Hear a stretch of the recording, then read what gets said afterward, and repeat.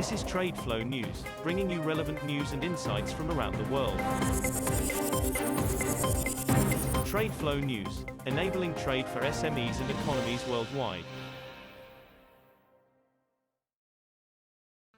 These are some of the key topics that we will be looking into in today's program.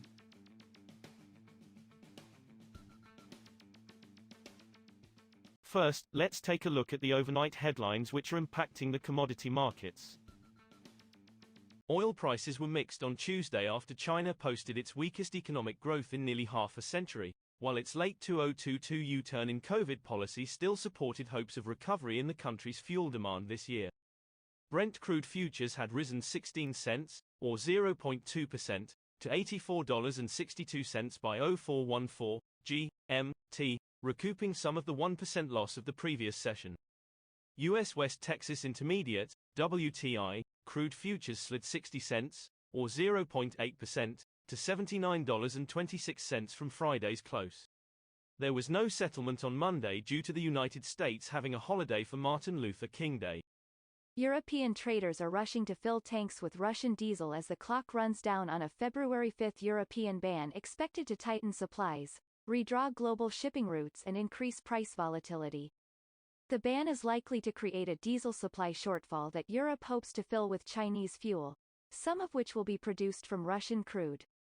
China has raised its first batch of 2023 export quotas for refined oil products by nearly half from a year ago.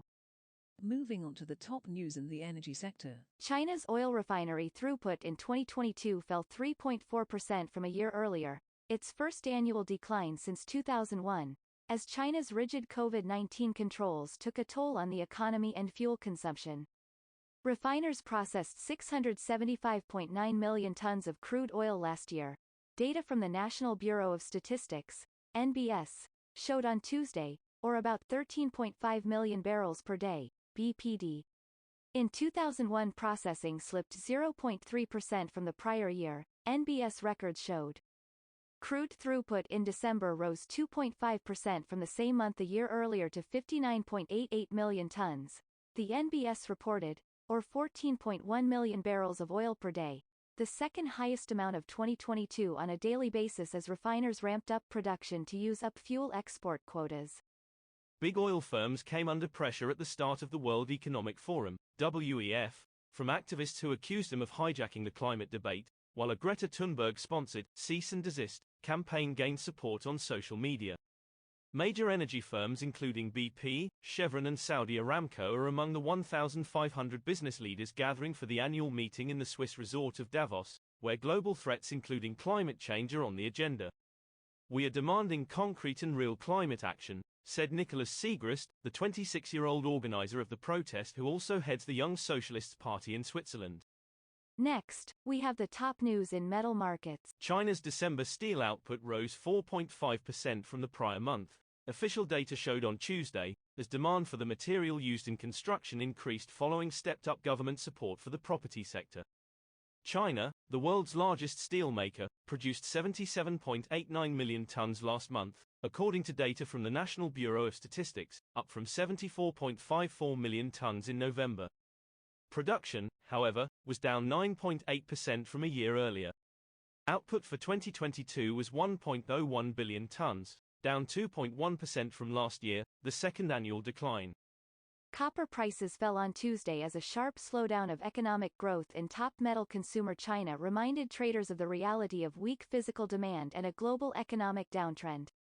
3-month copper on the London Metal Exchange fell 0.4% to $9,072 a ton by 0558 GMT, on track for a third straight session of loss. China's economy slowed sharply in the fourth quarter due to stringent COVID curbs, dragging down 2022 growth to one of its worst in nearly half a century and raising pressure on policymakers to unveil more stimulus this year.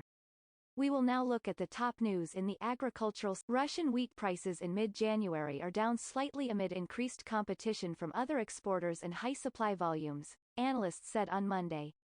Prices for Russian wheat with 12.5% protein content, delivered free on board, FOB, from Black Sea ports, fell $1 last week to $305 per ton for delivery in the first half of February, the IKAR agriculture consultancy said.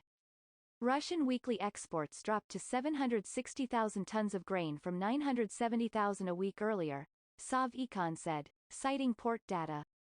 Of that, total wheat exports were 670,000 tons, down from 860,000 tons.